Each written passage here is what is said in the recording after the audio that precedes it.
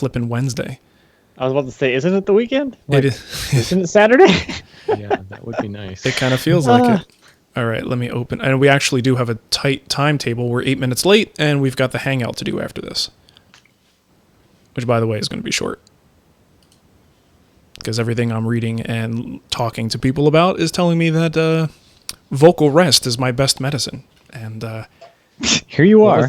What was the one comment on the hangout post? Can't wait, basically. Oh, okay. From the one guy that'll show up. Oh, yeah. All right. So that we're just going to roll the regular intro. And anyone who's listening to this live, this is not a normal, typical show. This is our weekend show, which is a Patreon benefit that's starting now. So it'll be a little bit different. Reduce the tempo of the normal intro music. Make it slow and sultry. Slow jams. Yeah, something like that. All right. Yeah. Let's slow jam it, yo. Welcome to Wood Talk, for woodworkers by woodworkers. Now here are three guys who are actually under the illusion that woodworking is cool. Mark, Matt, and Shannon. What's up, baby? It's the weekend show. Yeah. And you guys asked for it, and now you're going to get it. So it's actually Wood Talk Recorded on a Wednesday. On a Wednesday. Yeah. Don't confuse people. Stop. Let's create the illusion it's the weekend. It's Friday. Everyone's getting ready. I'm not going into work. Weekend show. All for that we are going to do, like, we're woodworkers. It's hard for us to not talk about woodworking. That will always sort of infect the theme of anything we discuss. But we will be going a little bit off topic here. And I'm going to say that ahead of time. So if you do not like that kind of stuff, then you might just want to ignore the weekend show when it rolls around each week. Bottom line is... Keep that in mind. Yes. Yeah, you guys may want to not listen when you do your vanity listen. I'm out. See ya. Yeah. So the way I look at it is we already do, roughly 52 shows a year about woodworking. If we're going to do 104 shows a year about woodworking, I love woodworking, guys. I mean, I think the three of us do love woodworking, but there's only so much I want to talk about ad nauseum. So while I'd love to do audio versions of articles, which is what a lot of people ask for, go in depth into this thing, talk about I'd like to do that, and we will probably do that once in a while. It's so much easier as three people with other responsibilities and things to try to fit this show into our schedule. It's so much easier if we actually talk about, some other things that we're passionate about, and maybe a small percentage of the audience might be also passionate about. And my hope is that a large majority of the audience would at least be interested in hearing some of the stuff we're going to talk about. So I don't know, maybe it's off the mark, but we've got to make it realistic and fun for us as well. And hopefully that fun will be infectious and you'll enjoy the conversation one way or the other. It's going to be a lot less formal, and we're just going to kind of shoot ideas back and forth. We don't need you here. All right, so we're going to kick this off with a topic that is near and dear to our hearts. It's something that we think about quite a bit because, we love tools, right? And as people who produce content, there are tools for that as well that we geek out on. And I think part of what makes a woodworking podcaster or a woodworking content producer makes them tick is their love for not just the craft, but the love for conveying that information and the gear that allows us to do those things, right? So I know we've had sort of conversations offline about what cameras we use, what lighting we use, and just kind of batting ideas back and forth. So I think that's what we're going to do right now. We're going to talk a little bit about camcorders and DSLR cameras, like what we use and why we think one might be better than the other. And frankly, I can never keep track with what you guys use. So maybe we'll start there and talk about each of our setups. And also, of course, if we have any resources to share with you guys that this might be useful to you. Bottom line is a lot of people are actually documenting who aren't also doing something in terms of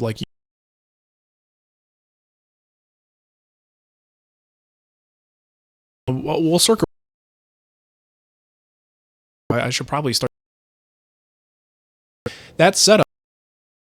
Learn how to shoot them on YouTube, and everybody's going DSLR. The interchangeable lenses makes you can do a lot of extra stuff, and those indie films being shot on it now, and it all makes it look really, really cool. Yeah. But usually the people that say it's really, really cool are the people working behind the camera. Right. Not the single guy in a shop having to go, okay, I've got to focus on something. Now you're creating stand-up dummy versions of yourself to focus on. Yeah. So, because you're behind the camera focusing, and yeah, I realize there's autofocus lenses, there's remote control lenses and stuff, but that's all additional stuff you got to get. Yeah, it can be You know? really, really expensive. Now, just to backtrack a little bit, don't want to assume anybody necessarily knows all of the terminology here. So when we're talking about that shallow depth of field, basically, if you ever see those shots, they tend to just look more film-like in a way. They almost just the artsy is kind of the only phrase I could think about, or descriptor, where the thing in the foreground is in focus, but everything else in the background is, and things that then who cares what I'm talking about? They want to see what's behind me. It's kind of hard to do that. It actually is a little bit upsetting sometimes. You Yeah. get comments and like, well, tell me about that thing on the wall in the back. It's like, were you even listening to what I was saying? Eyes up here, boys. Eyes up here. Right? Yeah. So, I mean, as much as it can be very cool, and here's the thing, some people are shooting in a style, I think, that lends itself well to shallow depth of field. They are going for more of that, hey, I want this to, do well on Instagram in a 1-minute video, so having that sort of visual impact is really cool. But if you're actually doing, more talky instructional content, I just feel like having everything in focus is probably the strongest thing to do. Well, and the thing that I like about the shallow depth of field is the dynamic aspect of it, the ability to pull the focus and change it.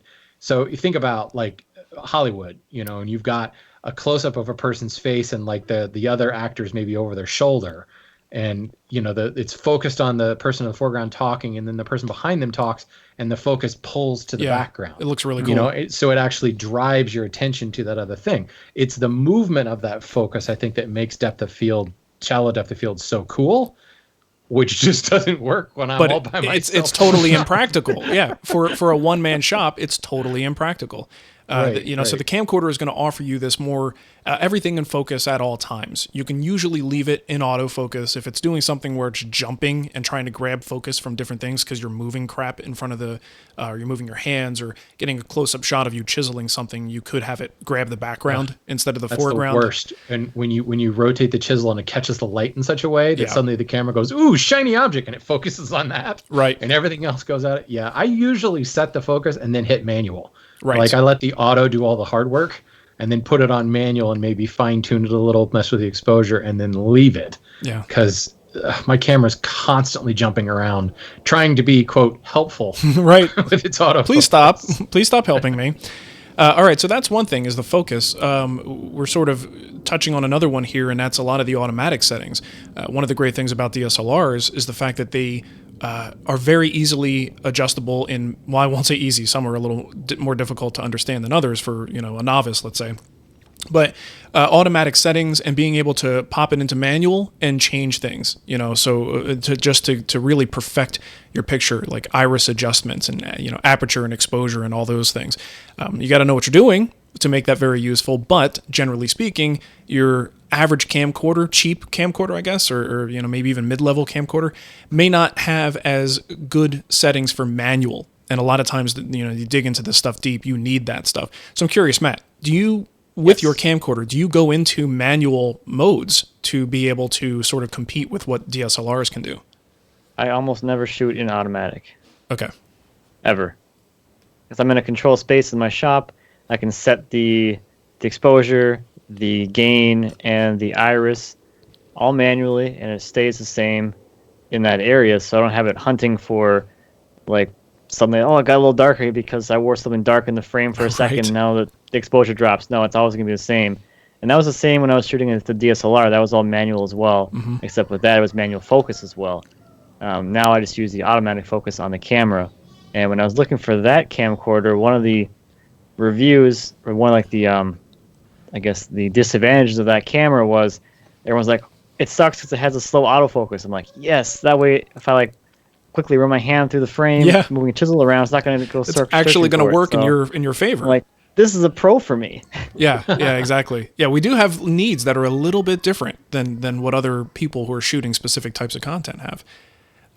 So Shannon, you go with manual most of the time? Yeah, pretty much. I mean, on the camcorder, I can't really do that on the GoPros. Right, of course. But going in, and because I'm kind of, I don't know. I think because I'm like all hand tooly, I try to like get a little bit more of a, I don't know what the word is, like a rustic type image where I do play with the lights a lot. My version of shallow depth of field is shutting off all the lights behind me, and having a darker background. Just using light to. Yeah, it's not it's in focus. It's just dark, so it looks out of focus. We use the same exact technique for every picture in hybrid woodworking.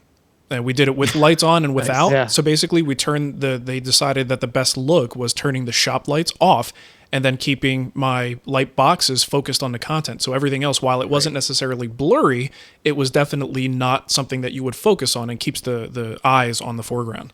Yeah, and that's exactly what I do. So I do find myself having to play with manual settings a little bit and make sure that I've got the exposure right. I also have discovered lately that I've got to be very cautious of reflective surfaces too. Yeah. And like Matt was saying earlier, if you wear something dark and you walk into the frame and suddenly it starts adjusting exposure, and I just found I can't rely on the auto settings because it's too dang helpful. Yeah.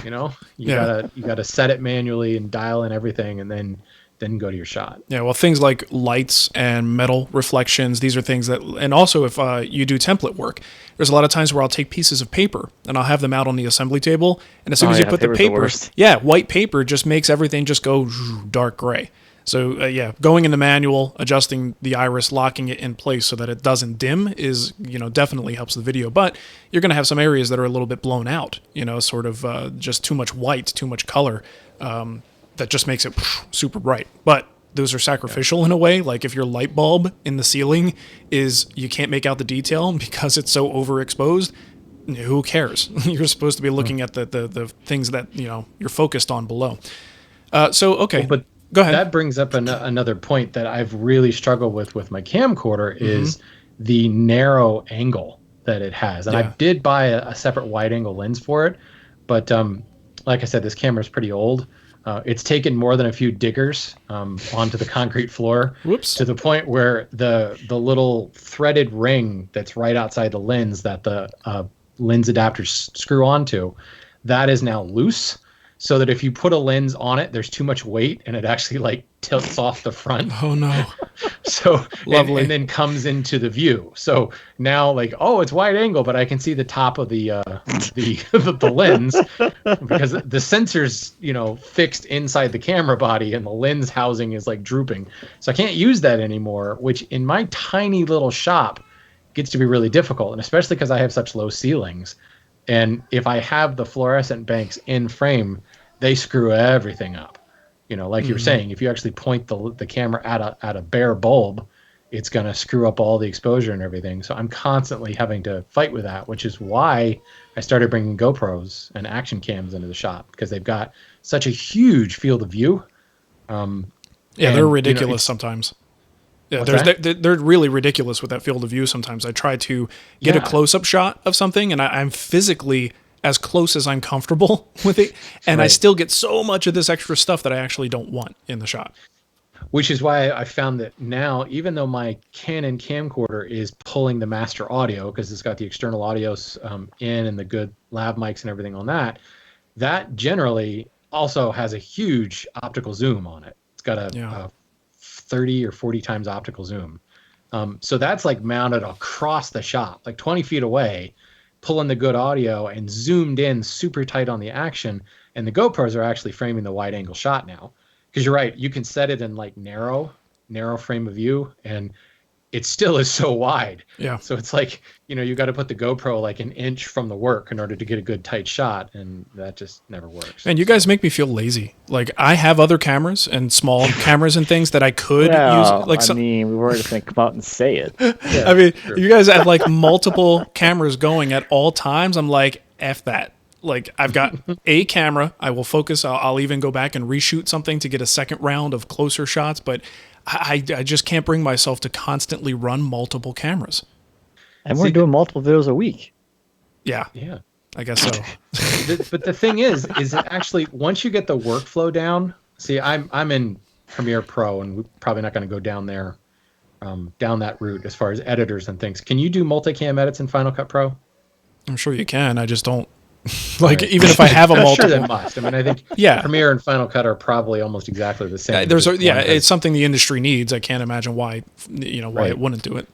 But once you get that workflow down, it actually ends up speeding things up for me. Like I feel like I've gone more Roy Underhill in my shooting, like single shot type things. Like I just did a shop update that was a workshop tour.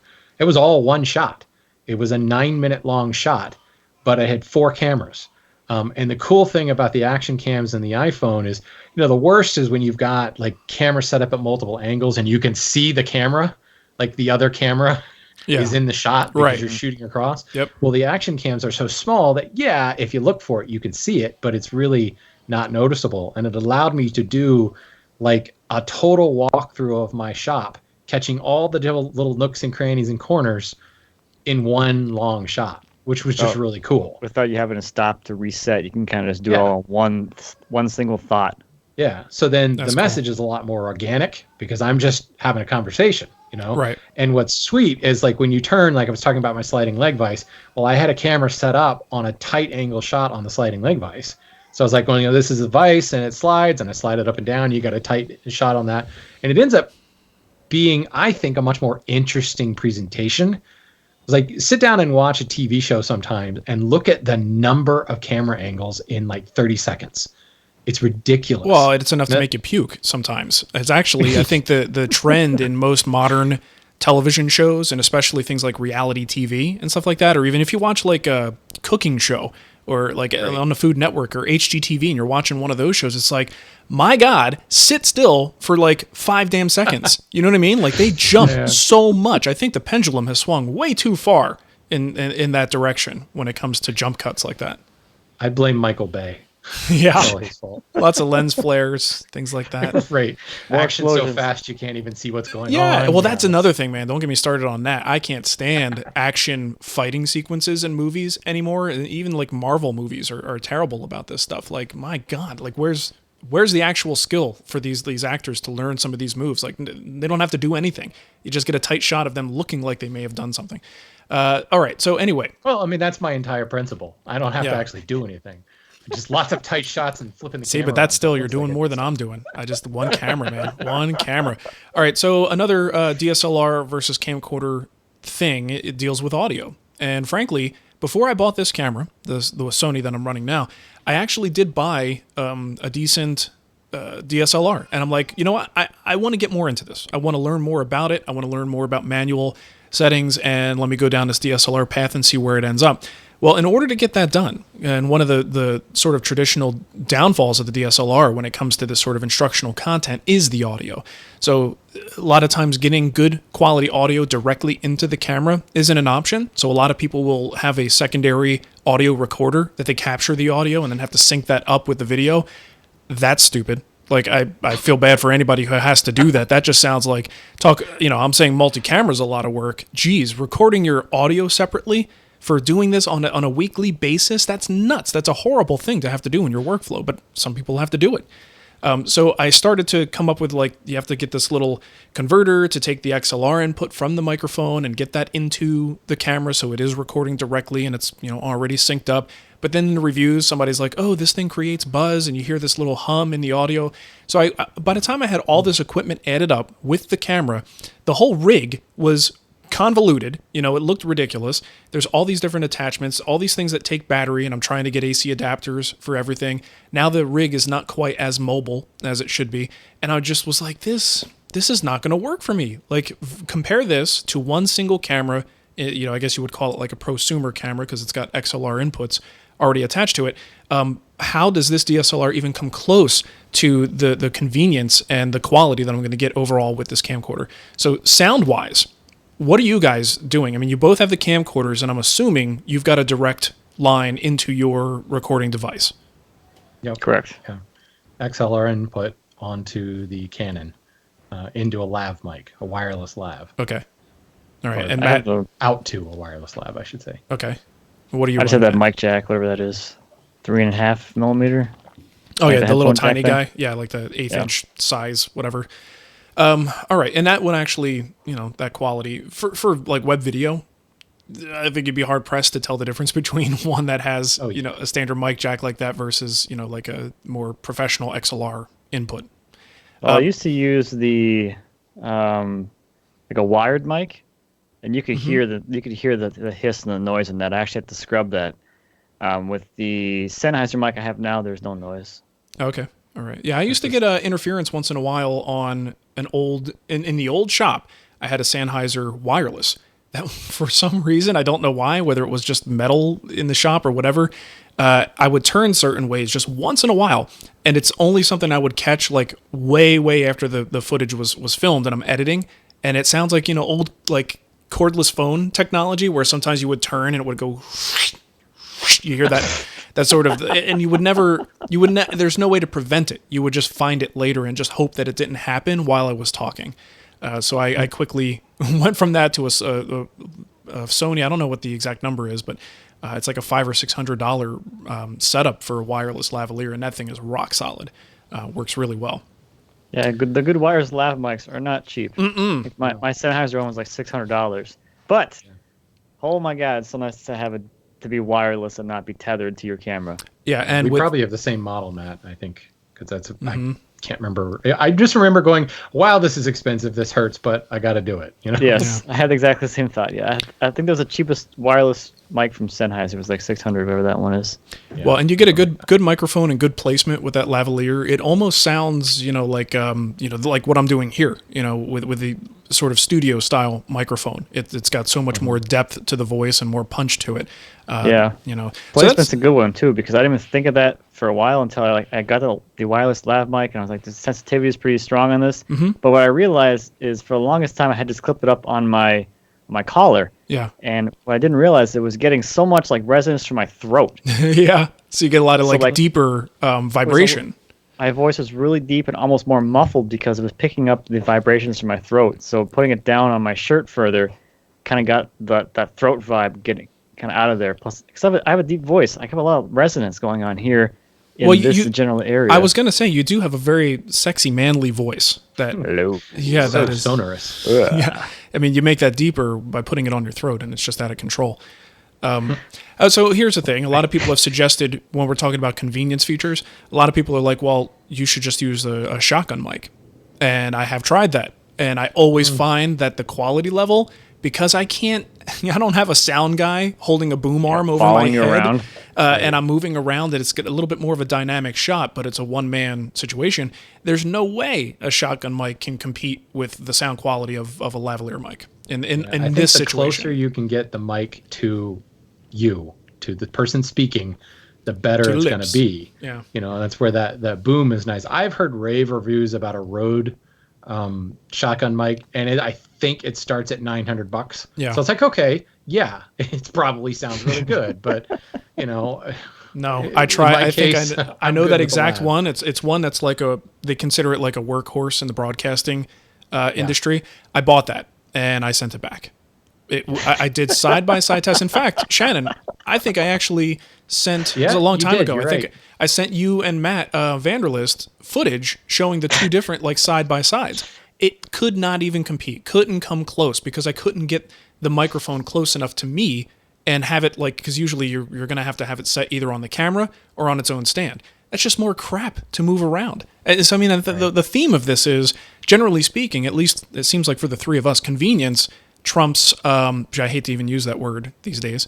I know. Isn't that terrible? It feels I like use that word all the time. Yeah, it feels like I'm invoking a political discussion now. Right, exactly. Which I don't mean to do. But yeah, it seems like convenience will always trump the, possibly better video, other options that might come along with the DSLR camp. Convenience is going to win.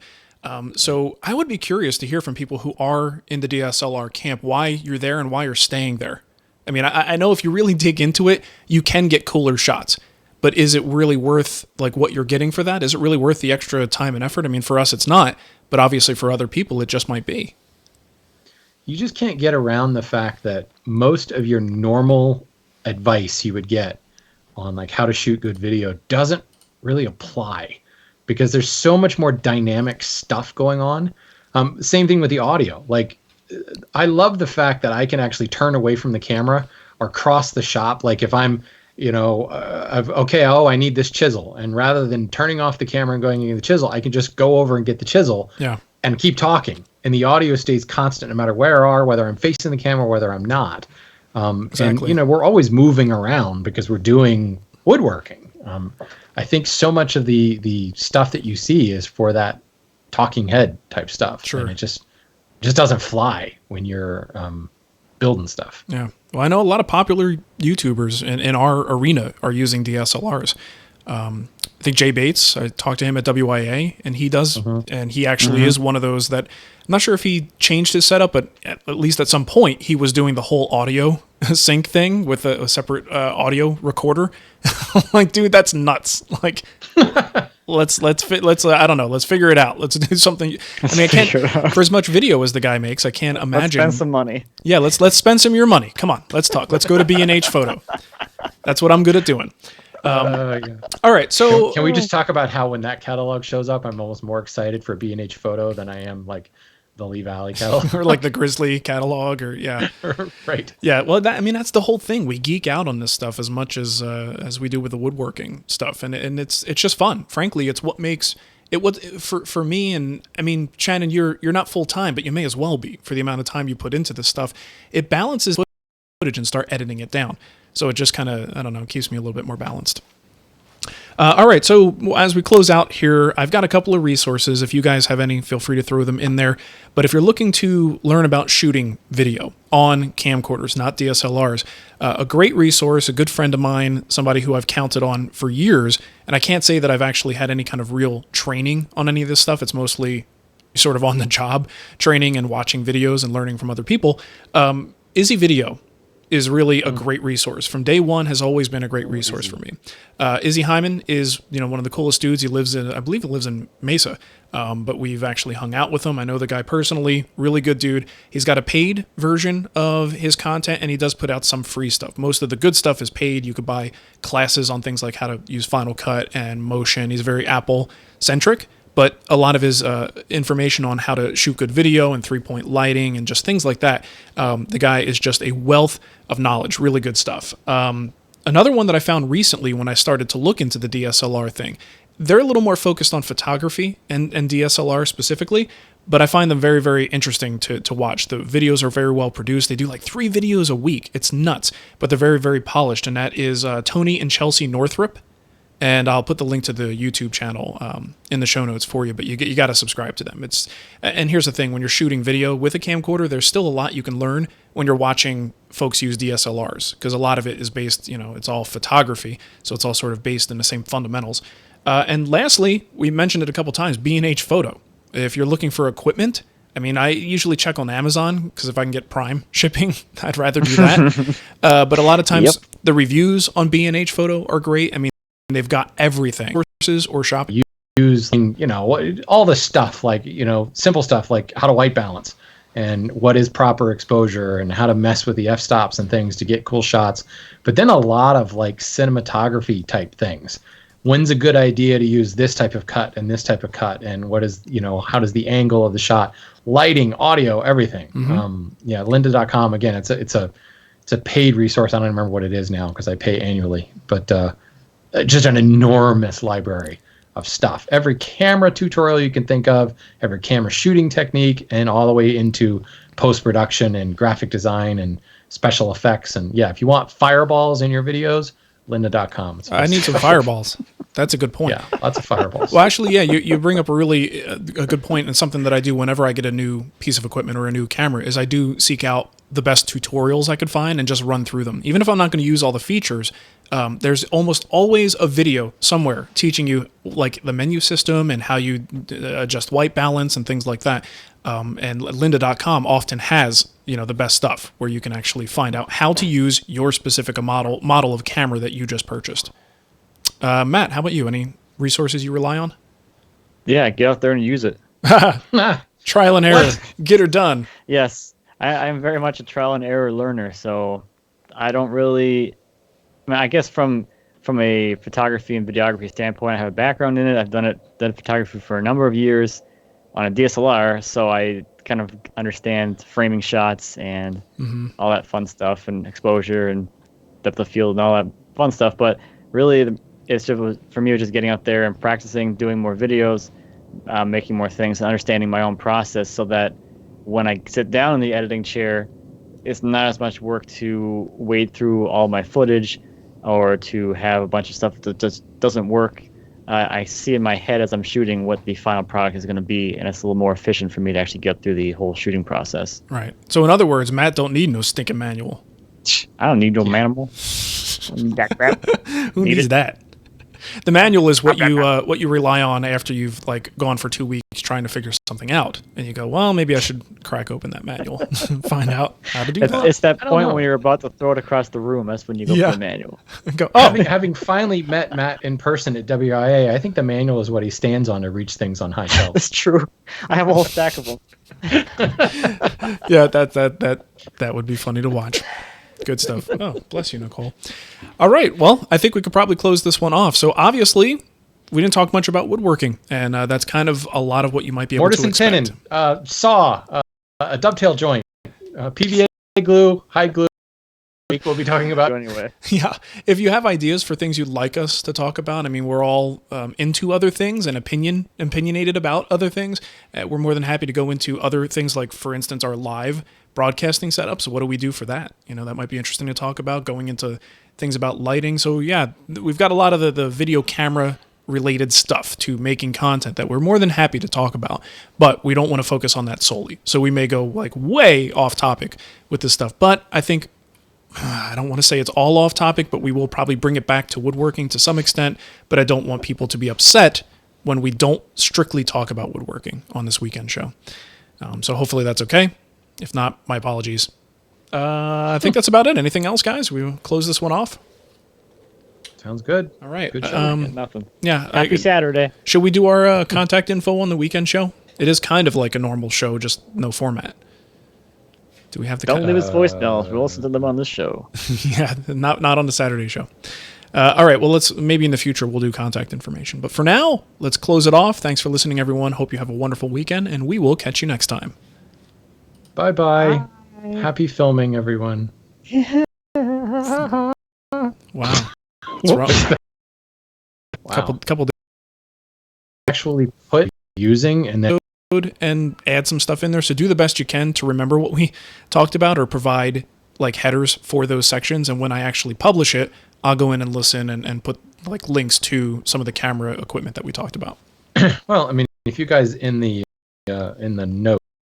Oh yeah. In the Put your instead of what's at. Sounds bueno to me. Cool. All right, that's good. Have a great Wednesday, you two. And I guess we'll kill the live thing right now.